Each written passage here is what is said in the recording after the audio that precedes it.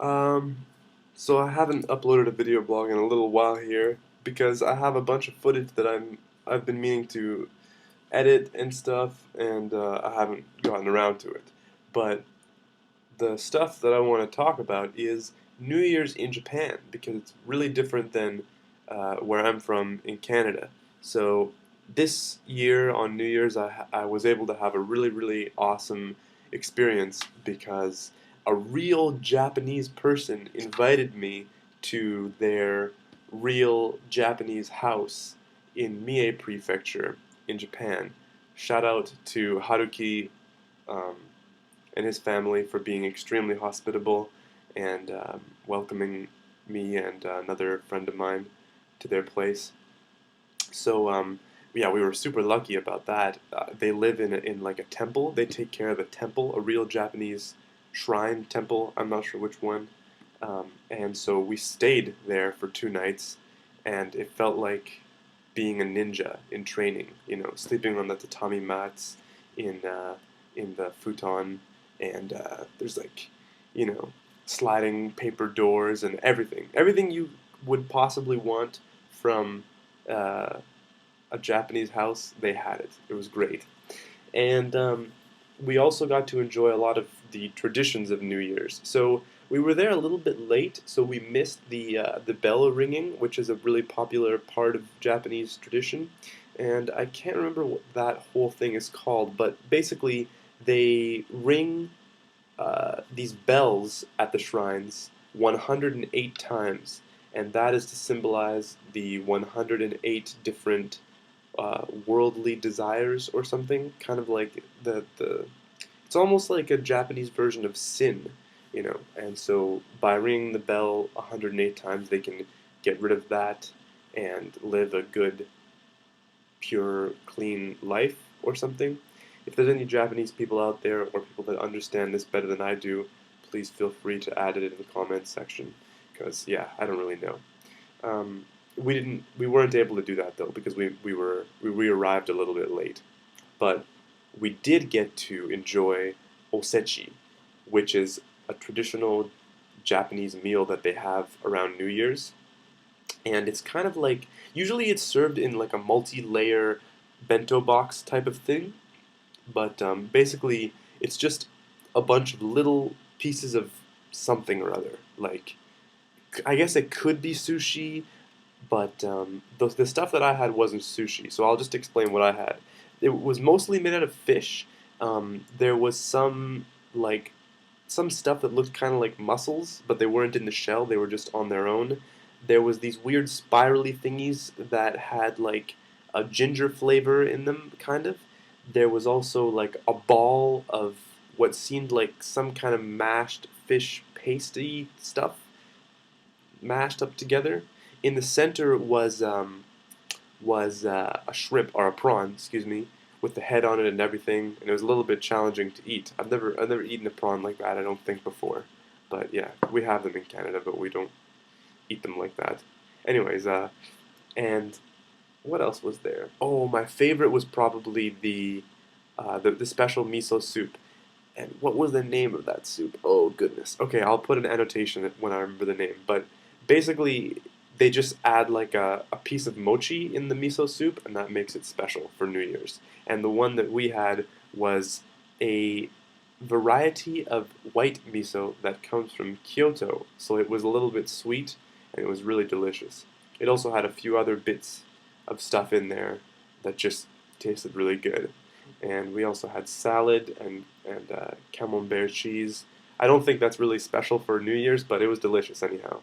And of course, they also offered us lots of alcohol, like beer and shochu. And I'm not sure if shochu is really special for New Year's or anything, but it was the first time that I had tried sochu oyu wari. Oyu means like hot water, and wari means uh, divided or split, I guess. So if you come to Japan, you'll find that oftentimes you'll be able to order alcoholic beverages like either oyu wari, split with hot water, mizu wari, so like with water added, or soda wari, so like soda added in there. That's pretty common. And yeah, the first time I had hot water with shochu, and it was kind of interesting. It's like kind of like alcoholic tea in a way. It's pretty cool, and a lot different than atsukan, which is hot sake. Um, and then after that, the next day we were able to go to Ise Jingu, which is the largest shrine in Japan. And man, it was cool. Like, the actual shrine area was not super enjoyable because there was so many people. Um, it's a really special thing for Japanese people to go to the shrine the first time they visit the shrine in the new year. And I guess the majority of Japanese people try to get that done, as soon as possible. Although one of my Japanese friends just did it like 2 days ago or something, one day ago, I don't know.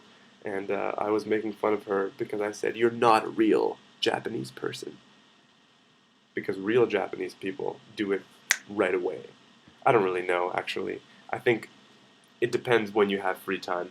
But yeah, it was really busy the day that I went there, and I think people even come from all over Japan to visit Ise Jingu because it's just so big and so cool. And the surrounding area has a lot of shops and like places that are kind of grilling meat and all kinds of things like that. And my favorite was this special variety of udon that they have around that area only. And it's like normal udon, but the noodles are a little bit thicker, and the texture is fuya fuya, they say, which kind of just means like fluffy and light and delicious. And also the broth that they have is not the normal broth that you have with udon. I mean, there's many varieties of udon over here, like sanuki udon or whatever, which is kind of like a soup with udon noodles in it. But this one's not like that. It's like kind of a soup, but it's just a very small amount and really, really strong. And I preferred that. It just suits my tastes more, my refined palate. And what else did we try there? We tried some weird, like, steamed fish paste with random stuff in it. Mine had cheese in it, and that was kind of interesting too. It wasn't my favorite thing there, but it was good as well. And of course, they had the typical stuff, that everybody knows over there. They had the um, takoyaki and okonomiyaki. Oh, and we also tried. There was, what was really popular over there was gyu tongue, which means beef tongue. Yeah. Um, so that was pretty cool. I didn't try any of that, even though I was encouraged to. I'm kind of like a vegetarian. In Japan, I'm not really following the rules as much, but yeah, like, I don't know, beef tongue. I should have tried it. I really should have. I kind of regret not trying it because I pride myself on trying everything, always trying new experiences. But I didn't try the beef tongue. I did try some other like beef stuff there, and it was really good. I tried, oh yeah, some like beef stuff and also some grilled tuna, which I really enjoyed. Um, yeah, the fish here is always really, really good. So if you come to Japan, eat a lot of fish. It's delicious. Then that night we went to a restaurant and we had okonomiyaki and oh man, what's it called? Oh, okay, I'll put the name of this stuff as an annotation as well.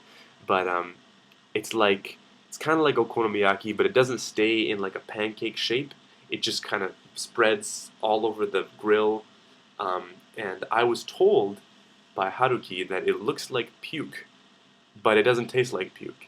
So it didn't taste like puke. It was pretty delicious.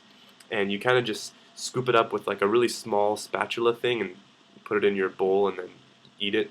And yeah, it's pretty good. And I never heard about that uh, back in Canada, so that was something new for me.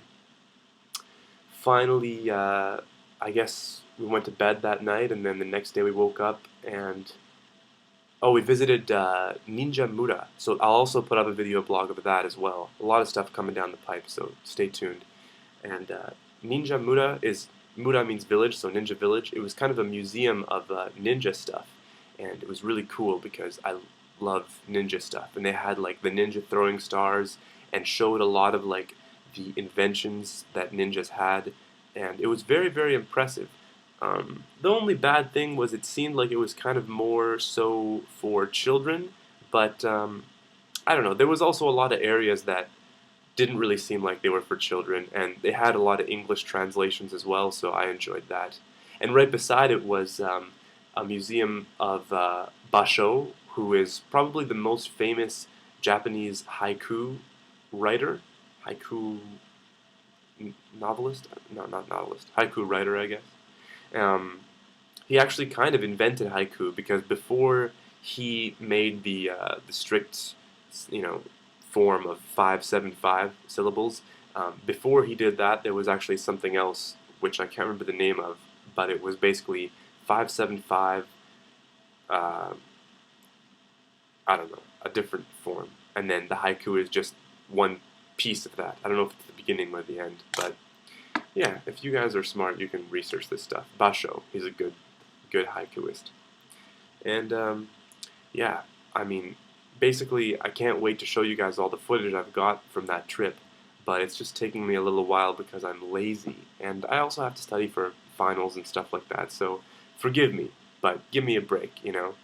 Um, just want to kind of keep the flow going so you guys don't get bored of my channel. But stay tuned, get excited, it's going to be cool, and I'll be uploading it as soon as possible. So as always, please like my video, put comments, and subscribe to my channel if you're not already subscribed. You know the deal. Thank you very much. Bye-bye.